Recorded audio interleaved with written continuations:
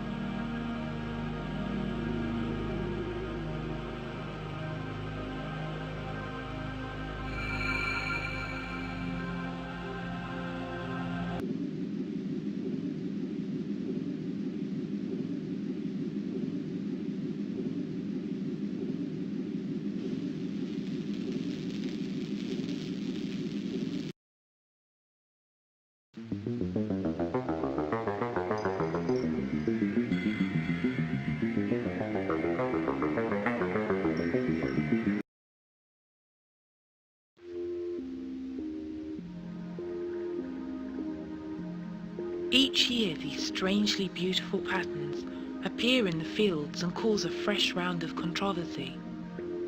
Since 1978, over 2,000 have been sighted in southern England alone. Reports of others have been made in more than a dozen countries, such as the United States, Canada, Japan and Australia.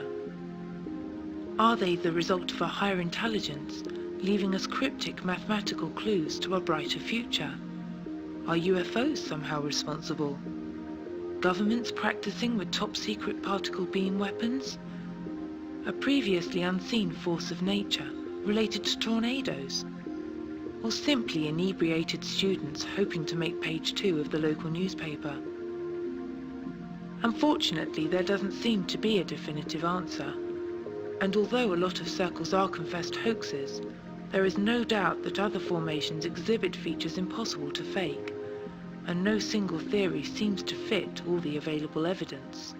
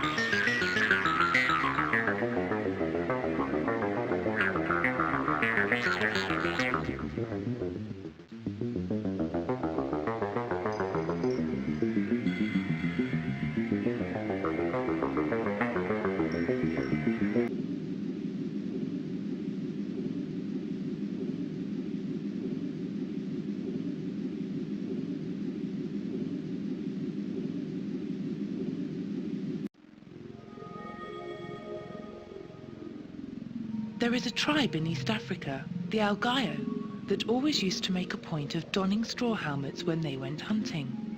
Why? To protect themselves from a beast known as the Chemosit, which had a particular fondness for the taste of human brains. This nocturnal bear-like creature is well known for its fearsome wail, which has been heard by visiting zoologists as well as the local tribespeople. An engineer named MacDonald claimed to have been actually attacked by the beast in his hut in Kenya, and footprints 4 times larger than a man's were found outside. He described it as being 7 feet tall, with a mouth that seemed to give off a red glow, which ties in with the descriptions of local legend.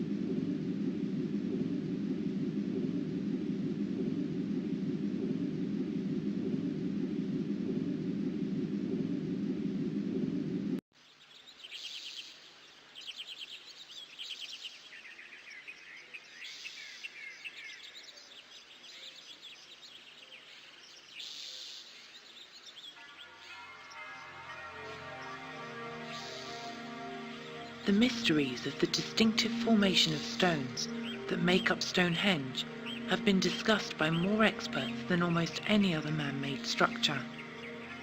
Like many such structures, it was engineered to be in a specific place in relation to the sun, so that at the significant time of midsummer, the sun would rise in line with the heel stone if you were within the circle. Though very much a focal point of the Druids, the stone enigma on Salisbury Plain, England, was almost certainly built by unknown people, long before Druidic times. Stonehenge itself evolved through various stages over a period of about 1,000 years, beginning around 2800 BC. The most baffling puzzle probably being the question of why its builders should have transported blue stones from a sacred ring all the way from Wales, about 135 miles. It would have been a truly massive task, using only the most primitive forms of transport, and bearing in mind the difficulty of travel and lack of communication systems, one wonders how they would have been aware of the existence of such stones so far away. Many theories abound as to its placing on the network of Lays, a mysterious system of underground lines, which are said to run across the world and act as channels of great natural power, with structures such as Stonehenge acting as giant forceps.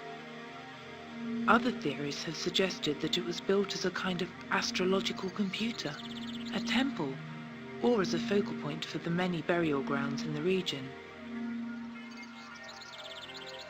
The absence of any written explanation from its makers themselves as to why they should go to the incredible efforts that they did leaves us only our own science and imagination to explain the building of Stonehenge.